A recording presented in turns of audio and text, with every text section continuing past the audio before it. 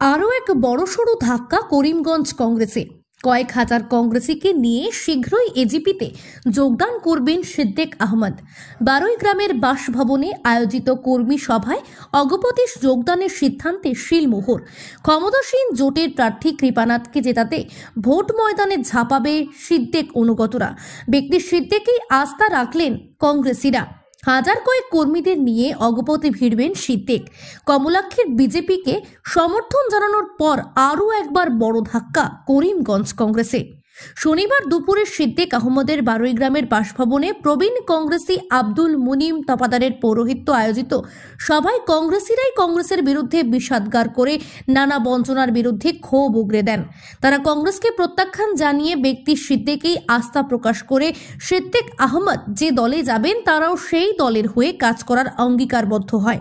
রাজ্যের নানা প্রান্তে সরকারিভাবে চালানো উচ্ছেদ ইস্যুতে বিগত কংগ্রেস সরকারকেই দায়ী করে প্রাক্তন মন্ত্রীর দাবি, কংগ্রেস সরকার ভূমিহীনদের পাট্টা দিলে আজকে সংখ্যালঘুরা উচ্ছেদের মতো নির্মম পরিণতির মুখে পড়তে হতো না। নদী ভাঙনে ভিটেহারা সংখ্যালঘু মানুষকে সরকার পুনর্বাসন দেয়নি। ভিটেহারা মানুষ বাধ্য হয়ে বন বিভাগের জমিতে অবৈধভাবে বসতি গড়ে উচ্ছেদের মুখে পড়ে আজকে আরেক দফা পথে বসেছে। অথচ বিগত কংগ্রেস সরকার এইসব সংখ্যালঘুদের ভোট ব্যাংক হিসেবে ব্যবহার করে ক্ষমতা দখল করেছিল বলে অভিযোগ তুলে বিগত কংগ্রেস সরকারকেই কাঠগড়ায় তোলেন কংগ্রেস থেকে বহিষ্কৃত দক্ষিণ করিমগঞ্জের বিধায়ক তথা প্রাক্তন মন্ত্রী সিদ্দিক আহমদ। বলেন, অসমে কংগ্রেস ডোবানোর পেছনে দুই প্রভাবশালী কংগ্রেস নেতা রাকিবুল হোসেন ও ভূপেন বড়াই দায়ী রয়েছেন। এদিন কংগ্রেসের পাশাপাশি ইউডিএফ এর বিরুদ্ধে সমালোচনা করলেন তিনি। কৃপানাথ মালার গত 5 বছরের উন্নয়নের দিকে না চেয়ে আগামীতে করিমগঞ্জের উন্নয়নে তাকে জয়ী করার জন্য প্রত্যেক কর্মী সমর্থককে প্রার্থীর প্রচারে কাজ করার আহ্বান জানান সিদ্দিক আহমেদ। এদিন তিনি এক সাংবাদিক সম্মেলন করে সভার জাতীয় সিদ্ধান্ত প্রকাশ করেন সিদ্দিক আহমদ। আসন্ন লোকসভায় কৃপানাথ মালাকে জেতাতেই তার অনুগতরা সহ তিনি কাজ করবেন বলে প্রকাশ্যে ঘোষণা করার পাশাপাশি আগামী দিন কয়েকের মধ্যে কয়েক হাজার কংগ্রেসীকে নিয়ে এজিপিতে যোগদান করার সিদ্ধান্ত চূড়ান্ত হয়েছে বলে জানিয়েছেন সিদ্দিক আহমদ। আমার হাতে লোকসভার আজ সিদ্দিক আহমদের বারুইগ্রামের বাসভবনে প্রবীণ কংগ্রেসী আব্দুল মুনিম তপাদারের পৌরোহিত্য আয়োজিত সভায় কংগ্রেসীরাই কংগ্রেসের বিরুদ্ধে বিষোদ্গার করে নানা বঞ্চনার বিরুদ্ধে ক্ষোভ উগরে দেন। তারা কংগ্রেসকে প্রত্যাখ্যান জানিয়ে ব্যক্তি সিদ্দিকেই আস্থা প্রকাশ করে সিদ্দিক আহমেদ যে দলে যাবেন তারাও সেই দলের হয়ে কাজ করার অঙ্গীকারবদ্ধ হয়। আগামী দিন কয়েকের মধ্যে লোকসভা ভোটের আবহেই কয়েক হাজার কংগ্রেসীদের নিয়ে এজিপিতে ফেরার সিদ্ধান্ত পাকাপোক্ত করা হয় এদিনের সভায়।